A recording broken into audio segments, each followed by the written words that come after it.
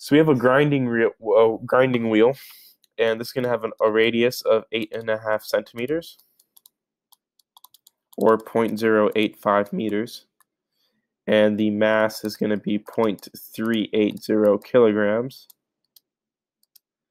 And we're going to model this as a uniform cylinder,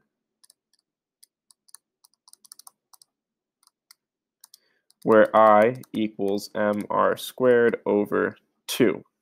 At this point, we can say that A, the moment of inertia, is going to equal m 0.380 times r squared 0.085 squared divided by 2.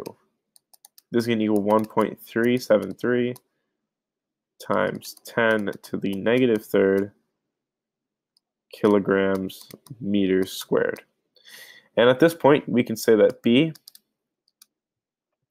they're saying that what is the torque needed to bring the wheel from rest? So omega initial will equal 0 radians per second. Omega final is going to equal 1750 RPM. And this will be 2 pi radians over 1 revolution times 1 minute over 60 seconds. And this is going to equal 183.259 radians per second. At this point, we can say that this occurs in 5.00 seconds.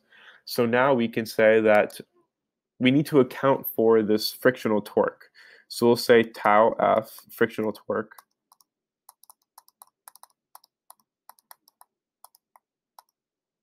and it can slow this wheel down from 1500 RPM to rest in 55 seconds.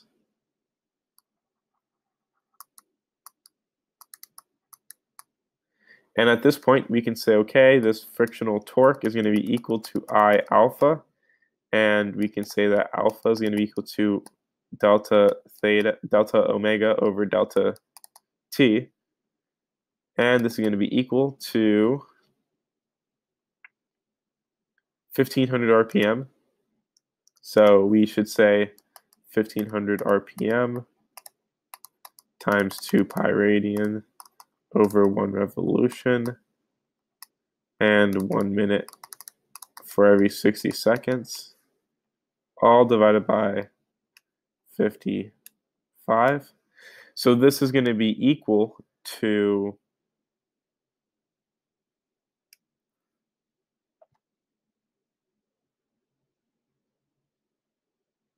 this will be equal to tau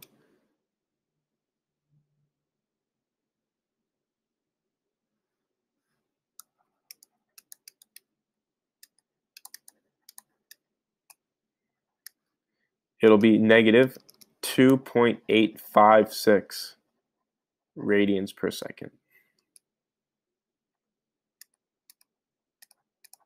squared. And to find tau F, we simply multiply this by I, so it'll be I alpha rather. So I is going to be equal to 1.373 times 10 to the negative third divided by, times negative 2.856. And this is going to equal negative 0.00392 Newton meters.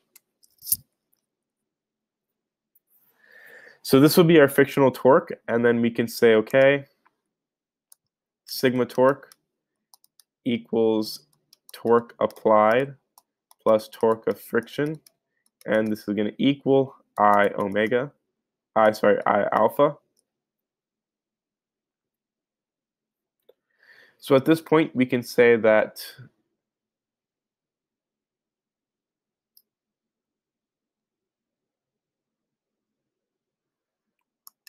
we can relate this and say that I omega final minus omega initial over delta t.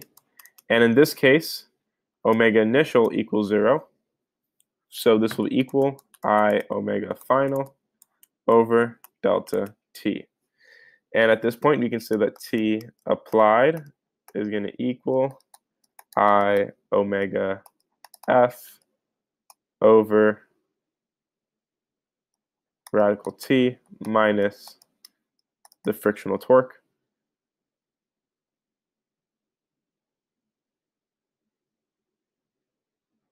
So we can say that this is going to equal 1.373 times 10 to the negative third, 183.259, all divided by 5.00 seconds, minus the frictional torque